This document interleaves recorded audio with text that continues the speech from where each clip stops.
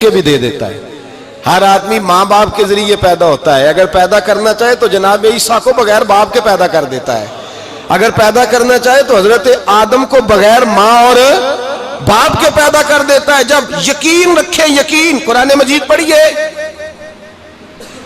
حضرت موسیٰ علیہ السلام فرعون کے دربار میں کھڑے ہیں, چاروں جانب دشمن ہی دشمن ہے. جادوگر آ گئے, انہوں نے سانپ چھوڑے. حضرت موسیٰ کے ہاتھ میں ڈنڈا تھا. حضرت موسیٰ کہتے ہیں یا اللہ کیا کروں؟ تو اللہ تعالیٰ نے فرمایا اپنا عصا پھینک دو. کہنا چاہیے تھا نا کہ یا اللہ ایک ہی تو شے ہے, اتنے سانپ ہے, بچانے کے لیے ڈنڈا ہے, وہ پھینک دوں. ڈنڈا پھینکا جاتا ہے, سانپ کو دیکھ کر کے قابو کیا جاتا ہے. یہ میرا اور آپ کا ذوق ہے نا, لیکن انبیاء کرام کا انداز ملاحظہ کیجئے میرے عزیزو. اللہ فرماتے ہیں ڈنڈا, اے موسیٰ ڈال دے اپنا عصا. پہلے نہیں فرمایا کہ سانپ بن جائے گا, فرمایا بس تو ڈال دے.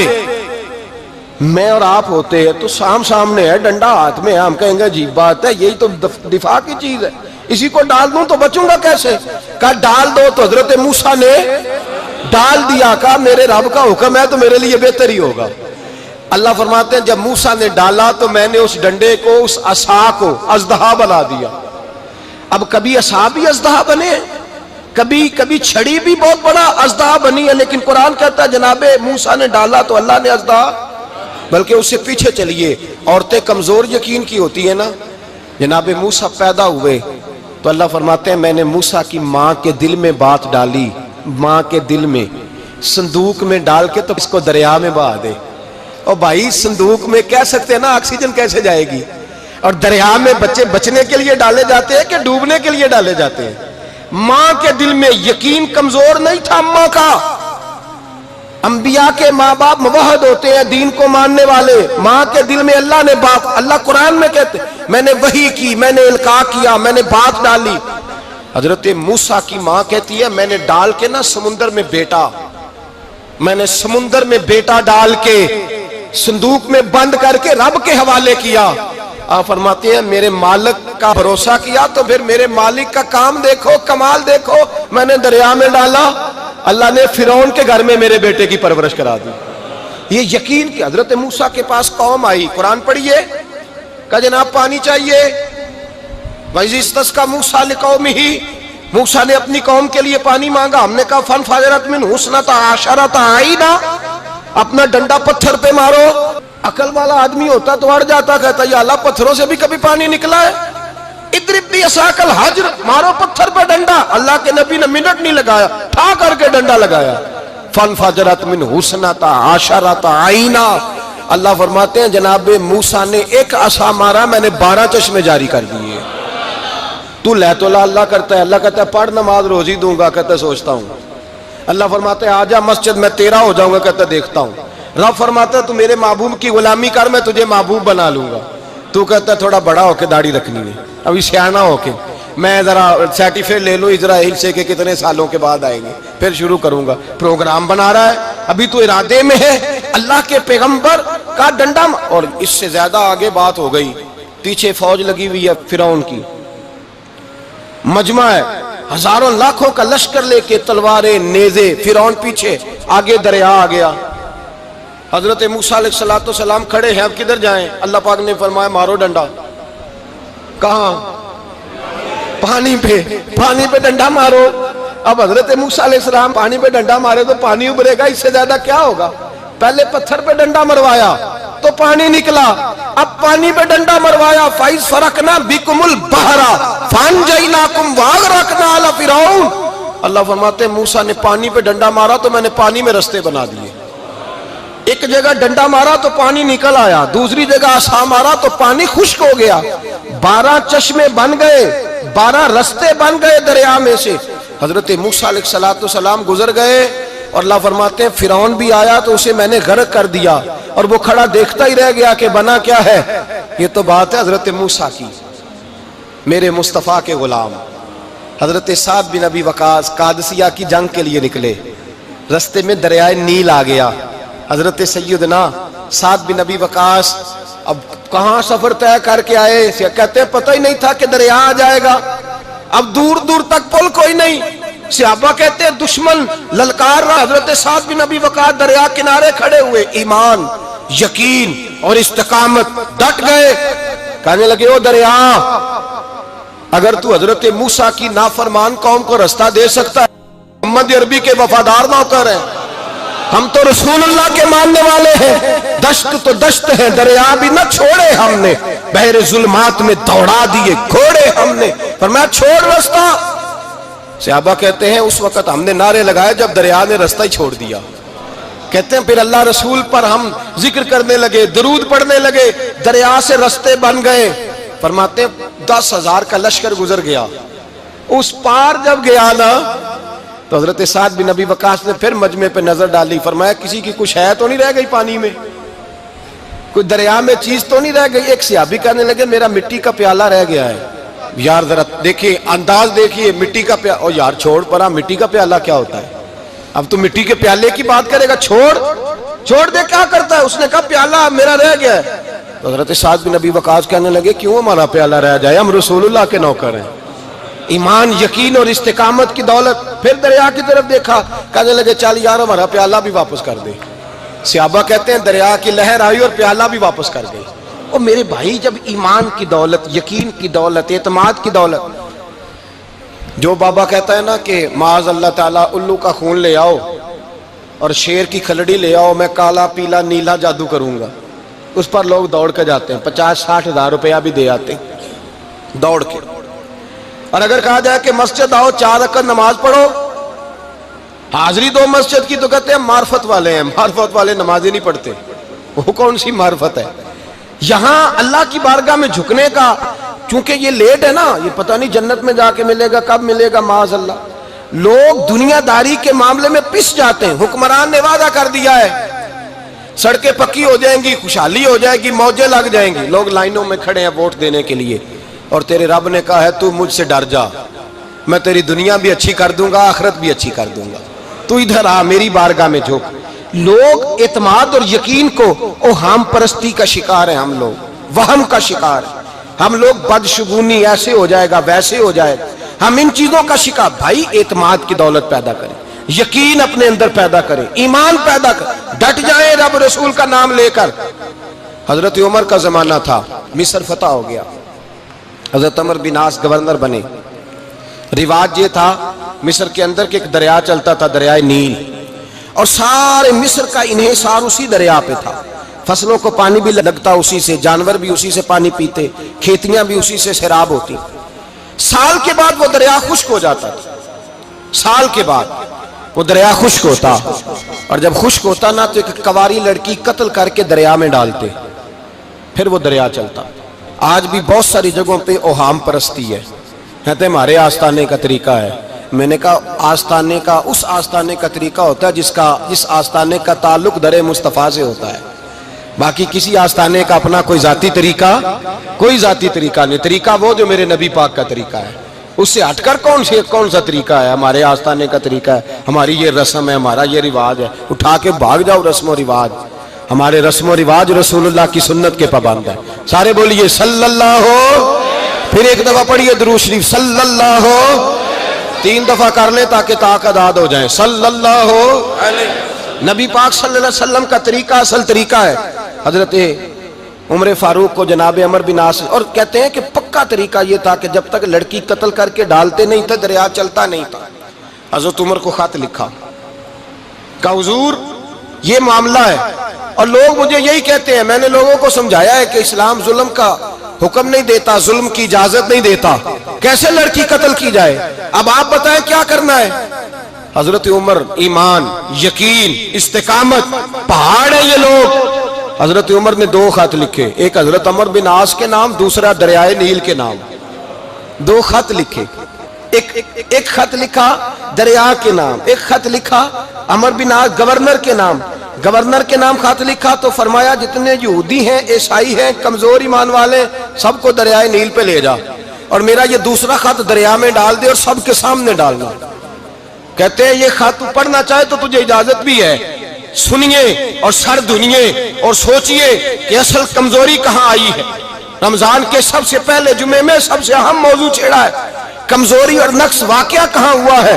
حضرت سیدنا عمر بن خطاب رضی اللہ تعالیٰ عنہ نے دریا کو مخاطب کر کے لکھا، او دریا اگر تو کہتا ہے نا کہ لڑکی قتل کر کے پھینکی جائے گی تو میں رسول اللہ کا ماننے والا ہوں، میں ظلم نہیں ہونے دوں گا، ہمیں تیرے پانی کی ضرورت ہی کوئی نہیں، تو بے شک پانی نہ دے۔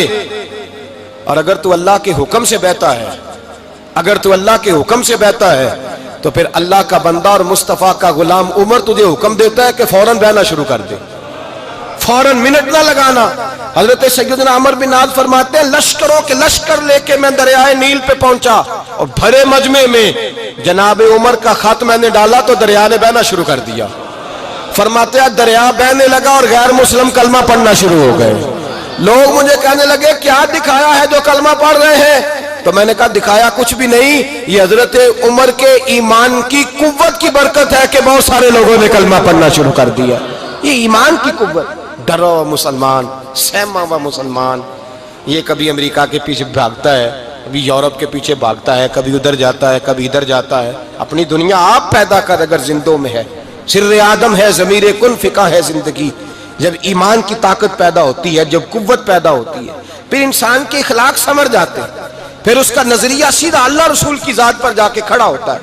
جنہیں آزمایا گیا تھا حضرت ابو بصیر رضی اللہ تعالیٰ، ہمیں تو تھوڑا سا جھٹکا لگ جائے نا مذہب کا، تھوڑا سا لوگ دین کی طرف آتے ہیں تو اس میں نا تھوڑی تکلیف ہے۔ صحیح بخاری کی حدیث، اس میں تکلیف ہے، سچ کہہ رہا ہوں، صحیح بخاری کی حدیث ہے۔ ایک صحابی نے کہا تو حضور میں آپ سے پیار کرتا ہوں، نبی پاک نے فرمایا اچھی طرح سوچ لے۔ سوڑیا نہیں پیار ہے، فرمایا چل پھر سوچ لے۔ حضور بڑا پیار، میں سوچ لے۔ کہا محبوبہ بڑا پیار ہے، تو نبی پاک نے فرمایا پھر تیاری کر لے، جس طرح گہری جگہ پہ پانی تیزی سے آتا ہے تیری طرف مشکلات بھی تیزی سے آئیں گی، تیزی سے۔ یہ شہادت گاہ الفت میں قدم رکھنا ہے۔ لوگ آسان سمجھتے ہیں مسلمان ہونا، ذرا اچھی طرح سوچ لے، جو مجھ سے محبت کا دعویٰ کرے گا اسے تکلیف ہے، بولو اسے تکلیف ہے، یہ پکی بات۔ جو محبت میں مخلص ہو وہ دیکھ لے میں آزمائش میں کتنا ہوں۔ تو اگر کوئی کہتا ہے نہیں مذہب میں جائیں گے تو موجیں لگ جائیں گی، تو یہ بات درست نہیں ہے، یہ تو بڑا مشکل کام ہے۔ یہ تو اس سے پوچھو نا جو اس منصب پہ ہے، ایک کٹھن مرحلہ ہے، کٹھن۔ یہ شہادت گاہ الفت میں قدم رکھنا۔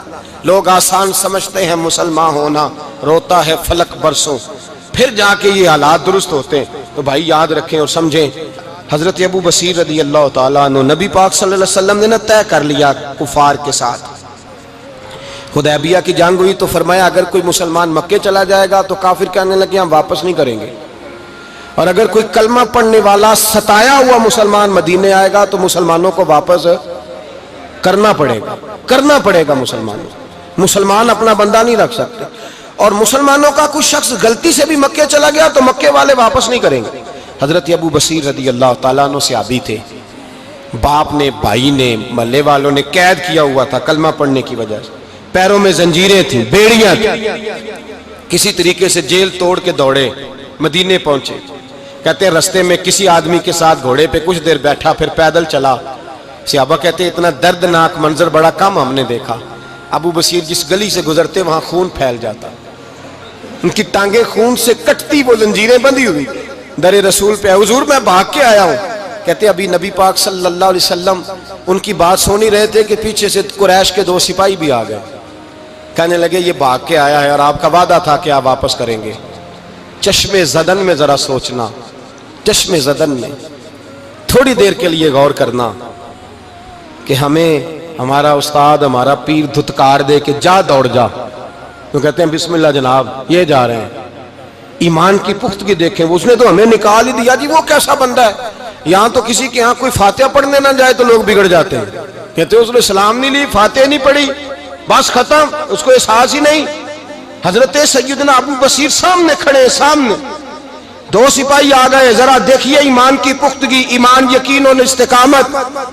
امام بہقی نے دلائل کے اندر لکھا ہے، فرماتے ہیں نبی کریم صلی اللہ علیہ وسلم نے ان کی طرف دیکھا تو حضور کی مقدس آنکھیں آنسوؤں سے بھر گئیں۔